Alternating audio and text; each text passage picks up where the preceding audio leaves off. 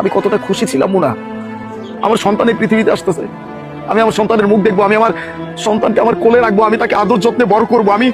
আমি কত স্বপ্ন সাজাইছি আমার সন্তানকে নিয়ে। আর তুমি মুনা, মুনা আমি না জাস্ট এখন আর নিতে পারতেছি না ব্যাপারটা, বুঝতে পারছি?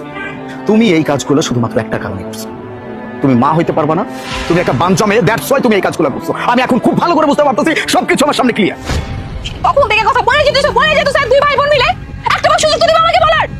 তুমি যতক্ষণ ধরে আমাকে এত কথা বলতেছো যে আমি মা হতে পারি না, এর জন্য আমি নাটক করছি, এই করছি সেই করছি, সত্য এইটা না যে আমি মা হতে পারি না, সত্য হচ্ছে এইটা যে তুমি কোনোদিন বাবা হইতে পারবা না।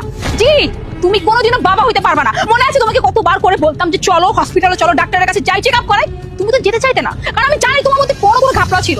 তাই আমি নিজে গিয়ে তোমার টেস্ট করিয়েছিলাম, আর তখনই জানতে পারি যে তুমি কোনোদিন বাবা হতে পারবা না। কিন্তু আমি এই বিষয়টা তোমাকে জানাতে চাইনি, কারণ আমি জানি তুমি যখন জানতে পারবে যে তুমি কোনোদিন বাবা হতে পারবে না, তুমি এই বিষয়টাকে মেনে নিতে পারবে না, না তোমার পরিবার এই বিষয়টাকে মেনে নিতে পারবে।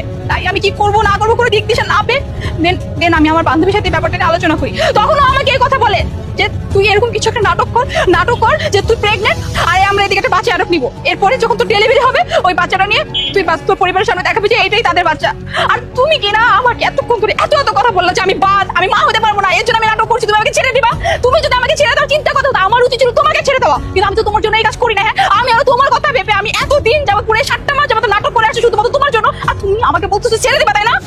মুনা তুমি আমার জন্য এগুলো করছো? আমি সত্যিই জানতাম না যে আমি কখনো বাবা হইতে পারবো না। আমি যদি এটা জানতাম তাহলে তোমাকে কখনো এরকম বাজে কথা আমি বলতাম না মুনা। আমি তো তোমাকে ভালোবেসে বিয়ে করছি আমি তোমাকে। আমি কত বড় একটা অন্যায় করে ফেলছি। আমি যেই মানুষটা আমার জন্য এত কিছু চিন্তা করছে, আমি সেই মানুষটাকে এরকম একটা কথা বলতে পারছি যে সে কখনো মা হইতে পারবে না। প্রবলেম তো আমার। Sorry Muna, I am sorry.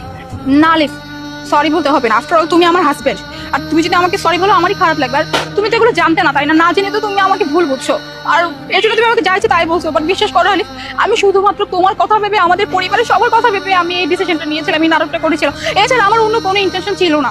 চিন্তা করো না মুনা, সবকিছু ঠিক আছে। প্রয়োজনে আমরা দুজন মিলে গিয়ে আমাদের বাচ্চা অ্যাডপ্ট নিব, আমাদের পরিবারকে আমরা দুজন মিলে বুঝাবো, কিচ্ছু হবে না, সবকিছু ঠিক হয়ে যাবে। উপরে তো একজন আছে, উনি সবকিছুর ব্যবস্থা করে আছে। চলো বাসায় চলো, চলো।